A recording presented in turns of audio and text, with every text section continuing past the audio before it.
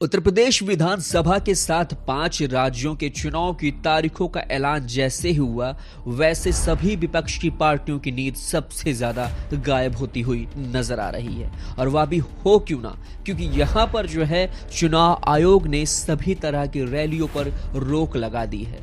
आचार संहिता लग गई है और विपक्ष की पार्टियों को मानो ऐसा लग रहा है कि अब हाथ से सब कुछ छीन सा गया है। कैसे सत्ता में आएंगे, कैसे खुद का परचम लहराएंगे, ये बहुत बड़ा सवाल है। चुनाव आयोग ने जैसे ही अपनी प्रेस कॉन्फ्रेंस की और उसमें ई रैली का जिक्र किया, इसके बाद विपक्ष जो है कहीं ना कहीं डरा सा और विपक्ष को करारा धक्का भी लगा।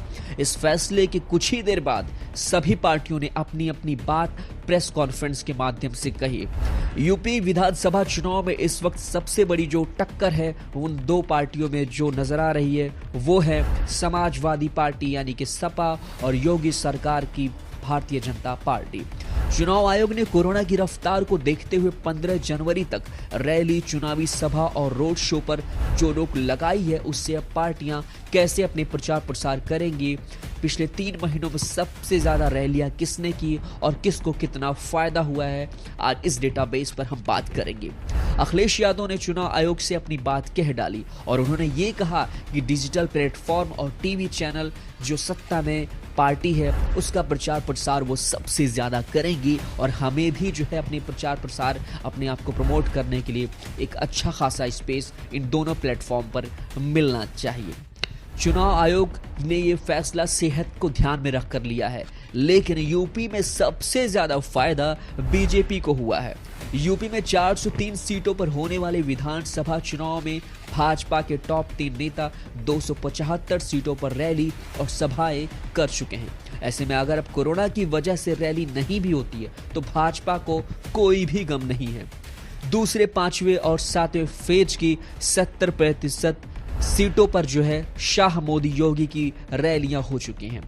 उत्तर प्रदेश के दूसरे फेज में 55 सीटों पर चुनाव होने हैं। इनमें से 78% यानी कि 43 सीटों पर अमित शाह, पीएम नरेंद्र मोदी और सीएम योगी रैली कर चुके हैं।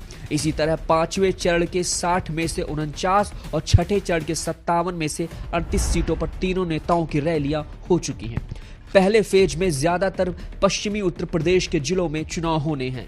इस क्षेत्र में किसान आंदोलन का जो असर रहा है, यहाँ सपा, रालोद और कांग्रेस नेता एक के बाद एक कार्यक्रम कर रहे हैं। भाजपा के तीनों नेताओं की कुल रैलियों को देखा जाए तो पहले फेज की 58 सीटों में से मात्र 36 सीटों पर इनकी रैलियां हुई हैं। वहीं अपने मजबूत वोट बैंक वाले पूर्वांचल बेल्ट में तीनों नेताओं ने जमकर रैलियां और सभाएं की हैं। आइए आपको बताते हैं कि आखिरकार किन किन जगहों पर भाजपा ने अपना परचम लहराया है।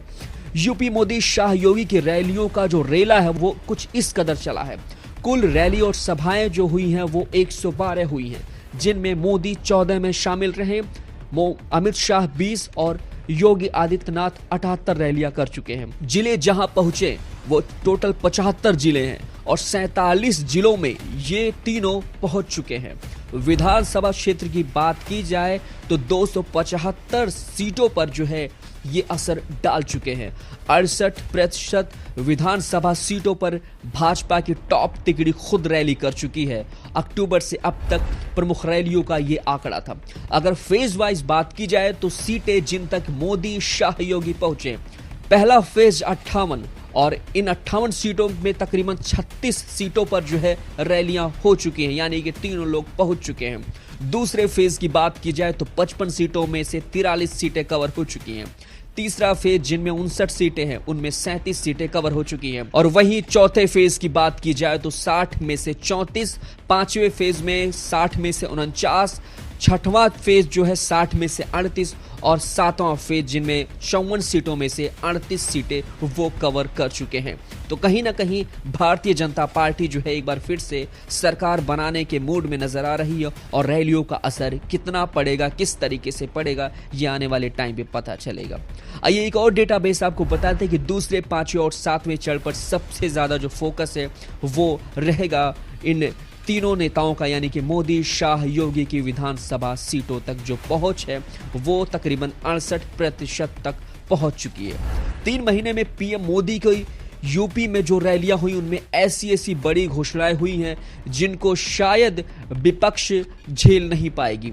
5 अक्टूबर से इसकी शुरुआत होती है लखनऊ से, जिनमें पेयजल परियोजनाओं का शिलान्यास, इलेक्ट्रिक बसों का शुरुआत करने की बात कही गई।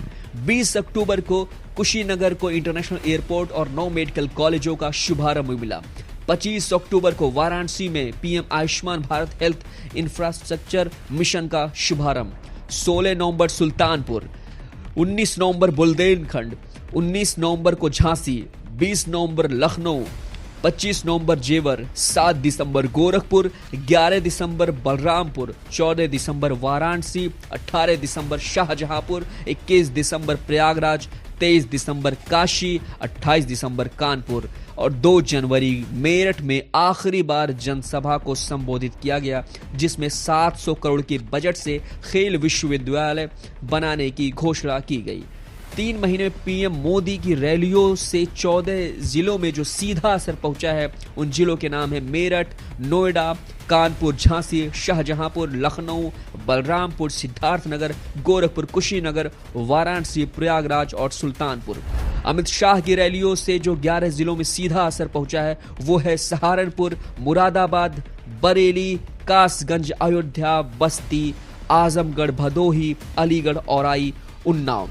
सीएम योगी से जो असर पहुंचा है वो 230 विधानसभाओं को कवर कर चुके हैं, जिनमें तकरीबन अलीगढ़, सहारनपुर, अयोध्या, बस्ती, आजमगढ़, औराई, भदोही, मेरठ, नोएडा, शाहजहांपुर, कानपुर, झांसी, महोबा, लखनऊ, प्रयागराज, सुल्तानपुर के अलावा जो है तकरीबन 275 सीटों को कवर कर चुके हैं।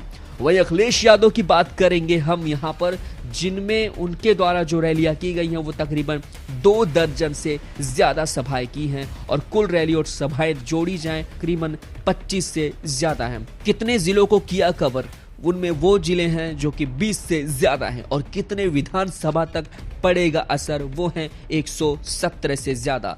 कार्यक्रम और यात्रा, विजय रथ यात्रा, जनाक्रोश यात्रा, ये सभी यात्राएं इसमें शामिल हैं। 7 जनवरी को गोंडा में अखिलेश ने अपनी अंतिम सभा की थी।